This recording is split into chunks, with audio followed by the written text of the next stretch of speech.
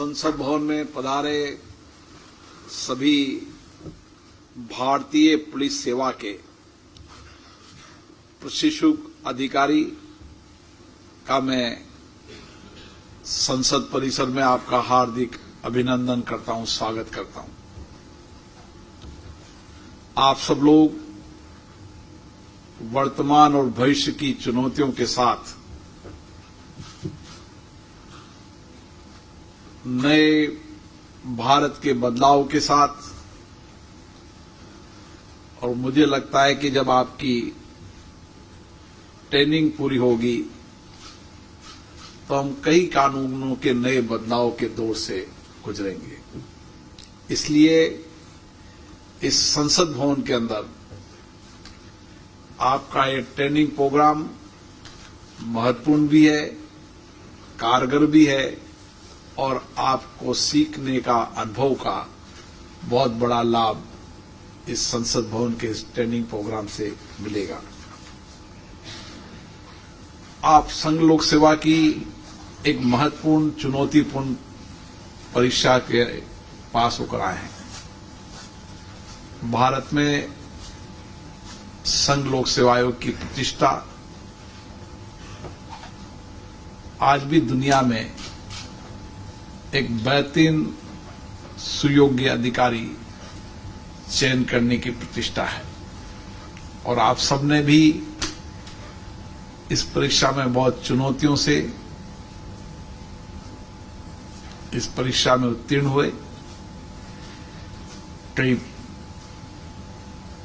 हमारे नौजवान पहली अटेम्प्ट में क्लियर हुए, कईयों ने पुराना लंबा अनुभव है, कईयों को इंजीनियरिंग अलग अलग सेक्टर्स का अनुभव है।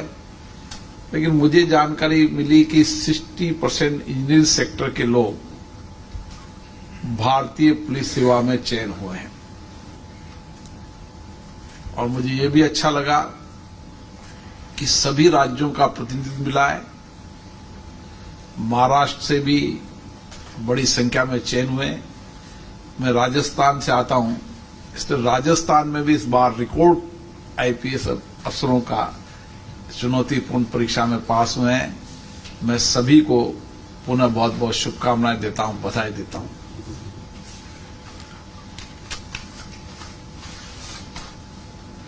आप सब यहां पर दुनिया के सबसे बड़े लोकतंत्र, और लोकतंत्र के अंदर हमारी जो संसदीय प्रक्रिया है, परंपरा है, हमारा संविधान है,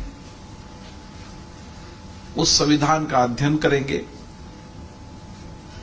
यहां की संसद की डिबेट, चर्चाओं, कानून बदलने में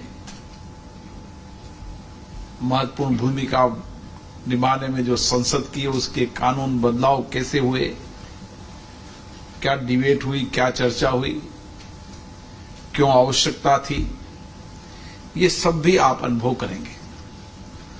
और आप संविधान के तीनों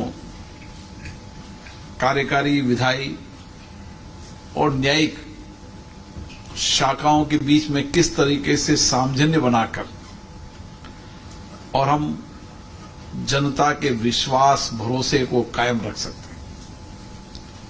हमारा दायित्व है कि लोगों के विश्वास का, भरोसा का कायम रखना। हम एक ऐसी व्यवस्था कायम कर रहे हैं जिसमें न्याय हो, अंतिम व्यक्ति को न्याय मिले, त्वरित न्याय मिले,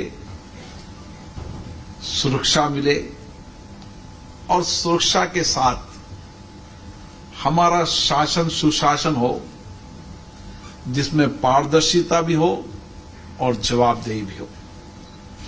और इसके लिए हमारे संविधान बनाते समय हमारे संविधान निर्माताओं ने अलग अलग अंगों को अलग अलग जिम्मेदारी दी है। विधायी कार्य संसद करती है, कानून बनाने का काम, नीतियां बनाने का काम, जनता की भावनाओं की अपेक्षाओं के अनुसार नीतियां, कार्यक्रम बनाने का काम संसद करती है। लेकिन उसका एग्जीक्यूशन का काम आप लोग करते हैं, कार्यकारी व्यवस्था करती है। और उस कार्यकारी व्यवस्था के अंदर जो कुछ भी आपने किया वो कानून के अंतर्गत किया नहीं गया, उसके लिए हमारी एक न्याय व्यवस्था है जो पारदर्शिता भी है, जवाबदेही भी है और निष्पक्षता भी है।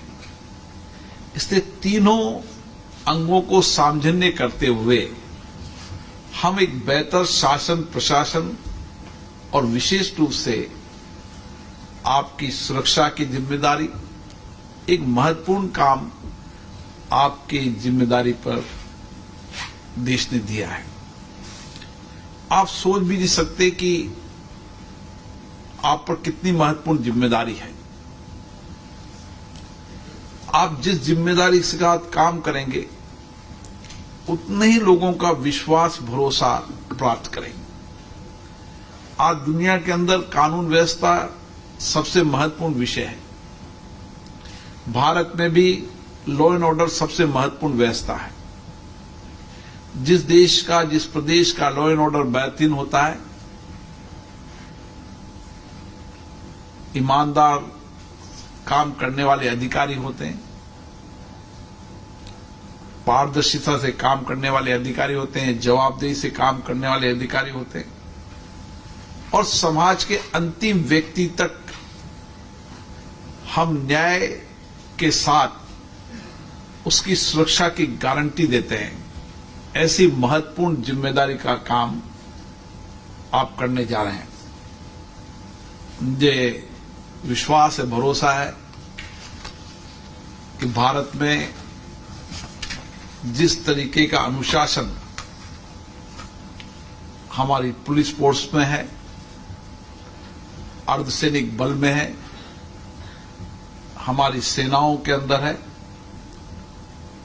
ये अनुशासन जीवन के अंदर हमने अपने अध्ययन के समय भी सीखा है और विशेष रूप से एक प्रशिक्षण के समय भी हम इसका अनुभव प्राप्त करेंगे। और इसीलिए ये कोर्स भी आपके लिए बहुत महत्वपूर्ण साबित होगा। मुझे पता है कि बदलती चुनौतियों के साथ, नई तकनीकी के साथ, नए बदलाव के साथ हम भी अपने आप में नए बदलाव की ओर बढ़ रहे हैं। अब लॉ एंड ऑर्डर को हम देखते हैं तो लॉ एंड ऑर्डर के, आज के लॉ एंड ऑर्डर के और पहले के लॉ एंड ऑर्डर में कितना परिवर्तन हो गया। आज टेक्नोलॉजी का जमाना है, इन्वेस्टिगेशन जो करने का तौर तरीका बदल गया है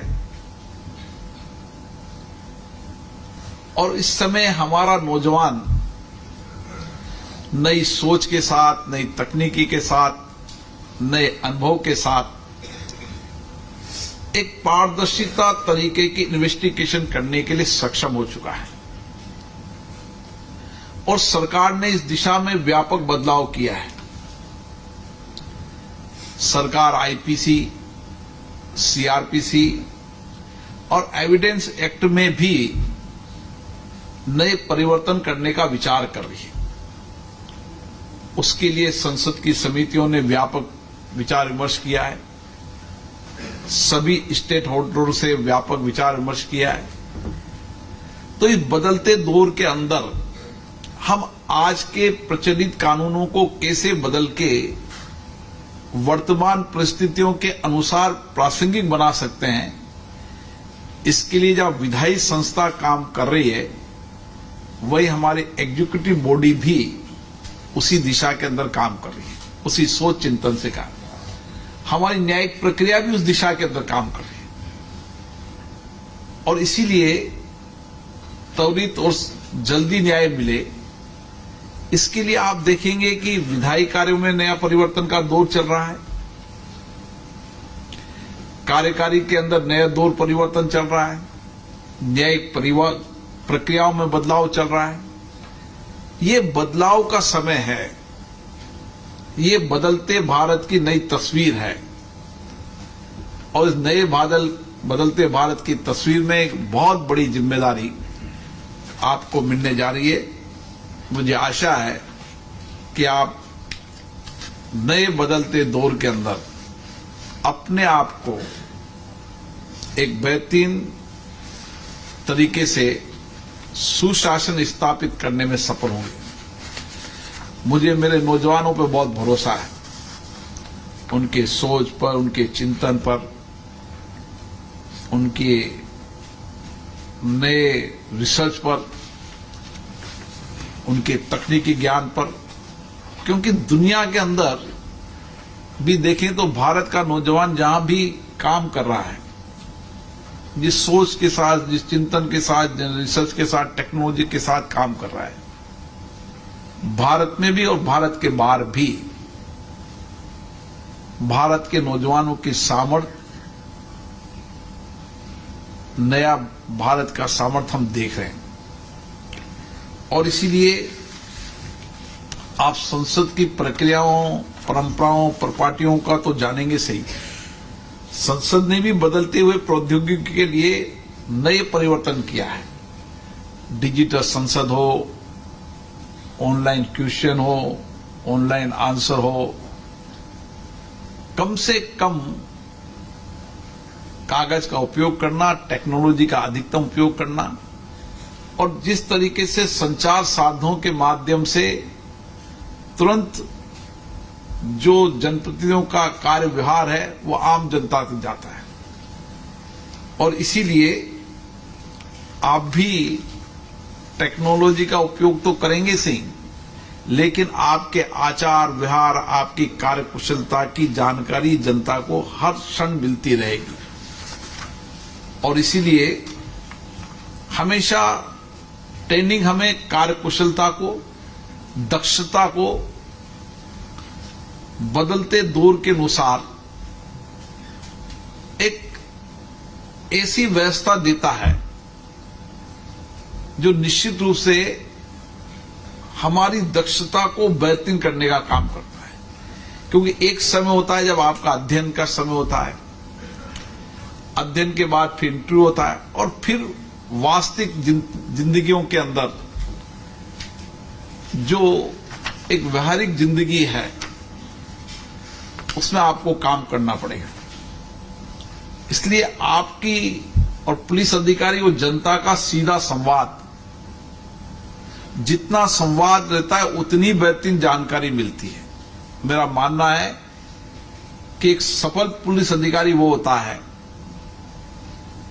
जो ईमानदारी से काम करता है, निर्भीकता से काम करता है। उसका जितना ज्यादा संवाद जनता से रहेगा उतना ही बेहतरीन परिणाम दे पाएगा। जितनी आपकी जनता से दूरी होगी, आपका सूचना तंत्र कमजोर होगा। आपका सूचना तंत्र कमजोर होगा तो आप अच्छे बेहतर परिणाम दे पाएंगे। मेरा मानना है, मेरे अनुभव के आधार पर कह सकता हूं कि पुलिस अधिकारी और जनता की दूरी को कम करें। अपराधों को रोकने के लिए जहां जानकारियां मिलती हैं वहीं टेक्नोलॉजी का उपयोग तो होता ही है, लेकिन समाज के अंतिम व्यक्ति में विश्वास, भरोसा भी पैदा होता है कि मैं अगर जाऊंगा पुलिस अधिकारी के पास तो मुझे न्याय भी मिलेगा और जवाबदेही के साथ काम भी करेंगे। और इसीलिए हम लॉ एंड ऑर्डर को बेहतरीन करने के लिए जितना बेहतरीन संवाद रखेंगे उतना ही, कई बार कई घटनाएं घटती है जिंदगी के अंदर। कई आपको जब नौकरी के बाद आप फील्ड स्टाफ में जाएंगे तो आपको पुलिस अफसर की बहुत बड़ी जिम्मेदारी हो जाती है कि किसी भी अपराध के अलावा भी वहां के लॉ एंड ऑर्डर और वहां के कल्चर को समझना, वहां की गतिविधियों को समझना, वहां के लोगों के जो परंपरागत जो तौर तरीके उनमें बदलाव लाने के लिए भी काम करना। क्योंकि कई अपराध जो है वो संगठित अपराध होते हैं, उसके लिए भी काम करना पड़ता है। कई ड्रग्स वगैरह के लिए भी जहां पर रोकने का काम हो वहां पर लोगों को प्रशिक्षण देना, उनके जीवन को बेहतर करने के लिए उनको अच्छी शिक्षा देने का काम भी करना पड़ेगा। और कई परंपरागत जो काम करते हैं उनके कामों को परिवर्तन करने का सही दिशा के ले जाना। तो ऐसा नहीं होता कि आप कानून से ही चीजों को परिवर्तन कर सकते हो, या आप किसी को पुलिस के भय से परिवर्तन कर सकते हो। भय होना चाहिए, अगर भय नहीं होगा तो लॉ एंड ऑर्डर भी ठीक नहीं होगा, लेकिन भय के साथ सामंजस्य होना चाहिए कि उनके जीवन को बदलाव करने के लिए हम ठीक रास्ते पे बताने का भी उनका रास्ता बताएं। अपराधियों को अपराध करने से रोकना और भविष्य में कोई अपराध न हो उसके लिए भी व्यवस्था करना। जो वर्तमान अपराध है उसको अपराधियों को सजा दिलाना, लेकिन जो अपराध हो रहे हैं, किस तरीके के अपराध हो रहे हैं, कैसे अपराध हो रहे हैं, करने वाले कौन लोग हैं, उनका जितना अध्ययन कर पाएंगे उतना ही बेहतर आप काम कर पाएंगे। इसलिए सिविल सर्विस का अधिकारी निश्चित रूप से एक बड़ा व्यापक दृष्टिकोण लेकर चलता है। हमें उसी दृष्टिकोण से वैवाहिक जीवन में हमारी अप्रोच जितनी वर्तमान चुनौतियों को निपटने के लिए बेहतरीन होगी, दक्ष होगी, उतना ही हम अच्छी कानून व्यवस्था दे पाएंगे। इसलिए मुझे आशा है कि आप 75 बेच के सभी अधिकारी हैं, आपका बेच सर्वश्रेष्ठ हो। इसके लिए आप आपस में संवाद करें, चर्चा करें और एक बेहतरीन व्यवस्था को कायम करें। और इसके लिए हमारे प्रधानमंत्री जी का विचार है कि जितना उस प्रदेश का, देश का लॉ एंड ऑर्डर बेहतरीन होता है, उतना ही सुशासन के साथ प्रगति और विकास की संभावनाएं भी बढ़ती है। आप देखते होंगे जिस जगह लॉ एंड ऑर्डर की बेहतरीन व्यवस्था होती है वहां टूरिज्म ज्यादा होता है। टूरिस्टों को लगता है कि बाहर के आने वालों को कि हाँ इस प्रदेश में लॉ एंड ऑर्डर बेहतरीन है, तो वहां पर विदेशी पर्यटक, देशी पर्यटक जाते आते हैं। तो लॉ एंड ऑर्डर का देश की प्रगति में कितना महत्वपूर्ण योगदान है वह आप अनुभव कर रहे हैं। और बदलते परिस्थिति में किसी देश की प्रगति के लिए ये महत्वपूर्ण है और ये महत्वपूर्ण जिम्मेदारी आपको मिली है। मुझे आशा है कि आप अपने सार्वजनिक जीवन के अंदर एक नए बदलाव के साथ, एक सकारात्मक सोच के साथ, नए चिंतन के साथ, नई टेक्नोलॉजी का उपयोग करते हुए आप इस भारत की नई तस्वीर बनाने में कामयाब होंगे। आपके कंधों पर बहुत महत्वपूर्ण जिम्मेदारी है। समाज को बहुत आपसे अपेक्षाएं हैं। इन अपेक्षाएं, आकांक्षाओं को आप पूरा करेंगे और एक ऐसा समाज जहां पर कानून का शासन हो, जहां त्वरित न्याय मिले, ऐसे शासन को, ऐसे समाज में बनाने में आप योगदान देंगे। आपको बहुत बहुत शुभकामनाएं, बहुत बहुत बधाई।